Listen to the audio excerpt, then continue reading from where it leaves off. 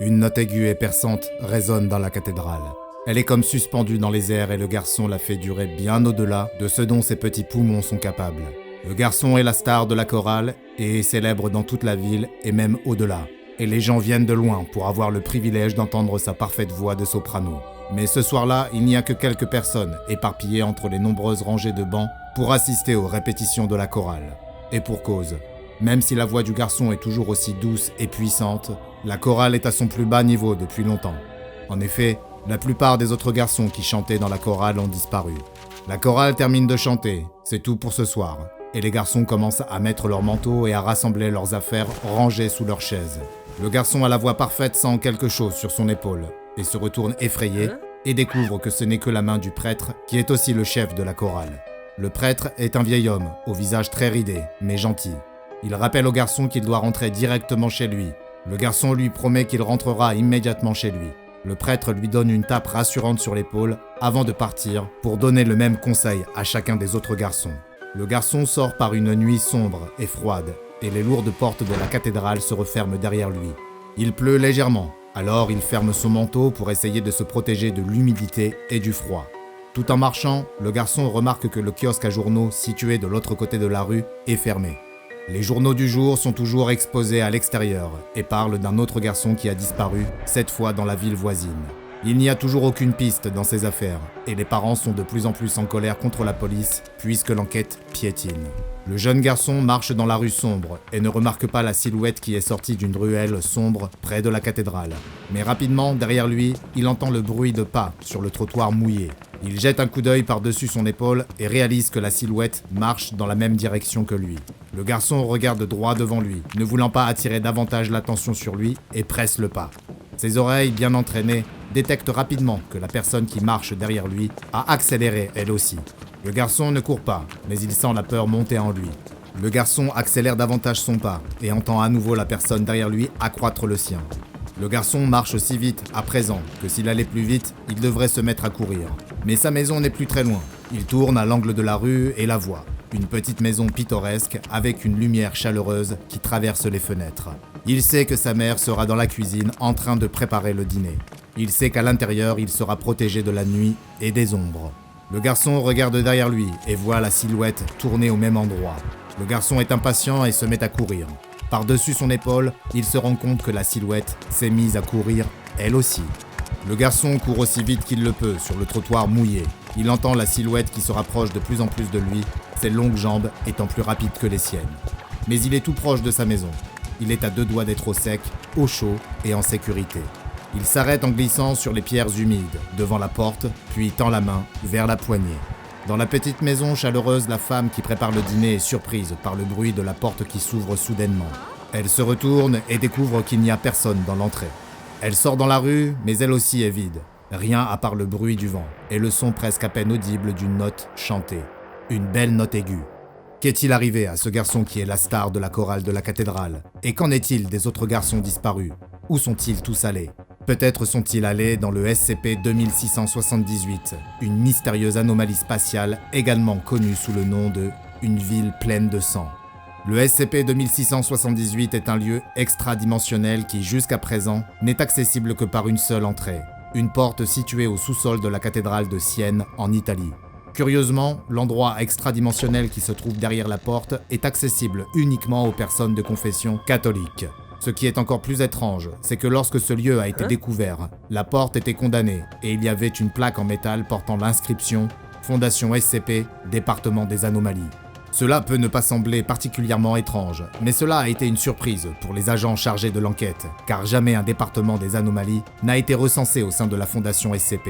En dehors du SCP-3790 bien sûr, qui est une autre pièce verrouillée comportant une inscription similaire, mais ce dossier a été classé par le Conseil O5, si bien que nous procéderons à l'examen de ce dossier une autre fois. Revenons-en au SCP-2678. Les personnes de confession catholique qui pénètrent dans la zone du SCP-2678 se retrouvent dans une petite structure en forme de tente qui semble être une sorte de base opérationnelle avancée construite autour de la porte qui s'en détache pourtant. Cet avant-poste est abandonné, Mais on y trouve encore un certain nombre d'objets étranges, notamment un réfrigérateur de laboratoire biomédical contenant de nombreux prélèvements de sang et d'os, divers types d'enregistreurs audio, allant de vieux modèles à bande de cire à des machines à bande magnétique, et un terminal informatique qui, pour être activé, requiert une accréditation de la Fondation. Mais toutes les tentatives d'accès à cet ordinateur se sont soldées par un échec. Il les a toutes rejetées pour cause d'autorisation insuffisante. On a également trouvé dans l'avant-poste la partition d'un prélude pour une chorale, totalement inconnue, intitulée « Sul Golgotha », qui traduit de l'italien signifie « sur le Golgotha ». Golgotha étant le nom de la colline sur laquelle Jésus-Christ a été crucifié d'après la Bible. Le dernier objet trouvé dans la tente était un squelette, bien que plusieurs os manquaient, notamment l'os de la hanche et les 2 avant-bras. Un examen plus approfondi du squelette a révélé qu'il appartenait à un jeune homme, mais la cause exacte du décès n'a pas pu être déterminée et il n'a pas été possible de savoir si les os avaient été retirés avant ou après la mort du jeune homme. Après avoir quitté l'avant-poste, les visiteurs du SCP-2678 se retrouvent à la périphérie d'une ville gigantesque, flottant au milieu d'un vide de couleur rouge-orange. La ville est vraiment immense, sa superficie faisant plus de 300 km², et elle est entièrement constituée de cathédrales, de palais et d'églises, tous de style gothique italien.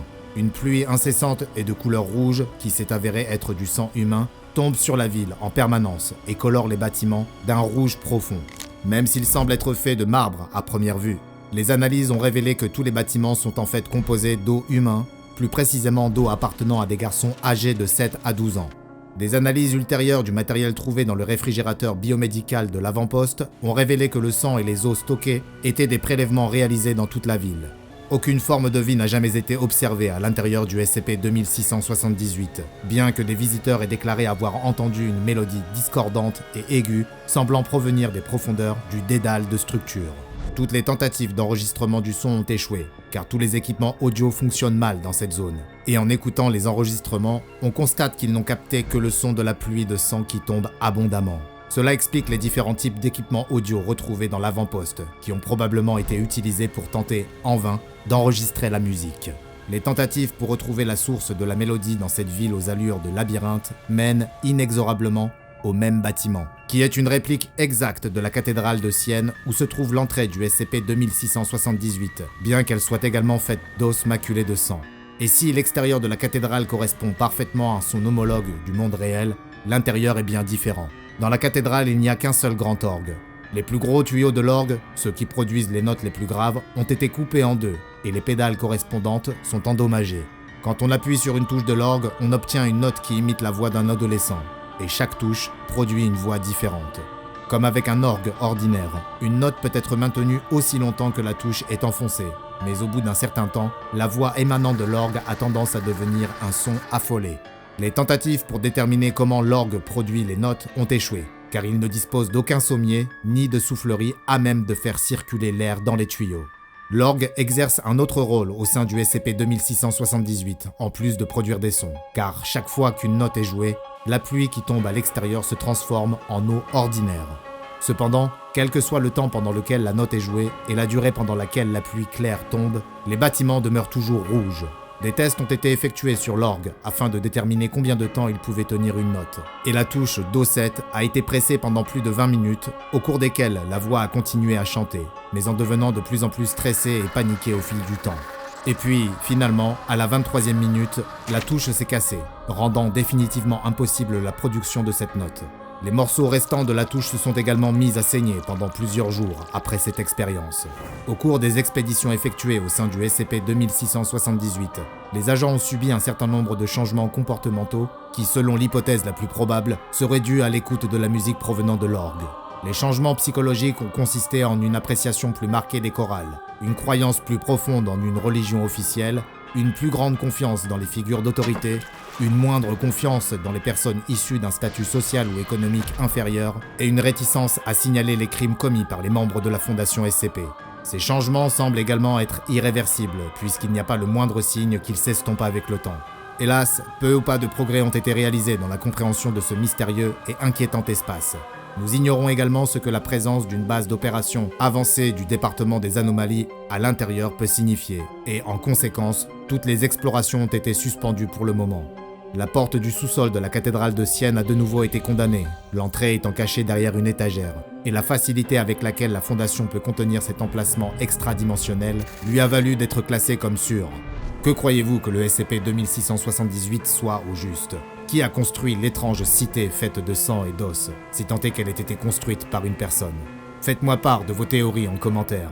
Puis, allez voir le SCP-783, l'homme tordu, pour découvrir une autre anomalie relative à une dimension terrifiante à laquelle il est facile d'accéder depuis la nôtre. Et n'oubliez pas de vous abonner et d'activer les notifications afin de ne pas manquer une seule anomalie, puisque nous poussons toujours plus loin nos investigations dans les archives classifiées de la Fondation SCP.